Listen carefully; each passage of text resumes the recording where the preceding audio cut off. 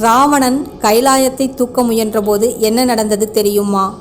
ராவணன் மிகவும் சக்தி வாய்ந்த அரசன். அவன் மிகுந்த ஆணவத்துடன் என்னை யாராலும் வெல்ல முடியாது என்று நினைத்தான். ஒரு நாள் சிவபெருமானின் கைலாய மலை தன் பாதையில் இருப்பதாக நினைத்து, இந்த மலையையும் நான் தூக்கிவிடுவேன் என்று கோபத்துடன் தனது 20 கைகளாலும் மலையை தூக்க முயன்றான். ராவணன் முழு சக்தியையும் பயன்படுத்தி மலையை தூக்கியதால் மலை அதிர்ந்தது. அந்த நேரத்தில் சிவபெருமான் மேலிருந்து அமைதியாக பார்த்தார். பின் தன்னுடைய ஒரு காலை மட்டும் கீழே தாழ்த்தினார்.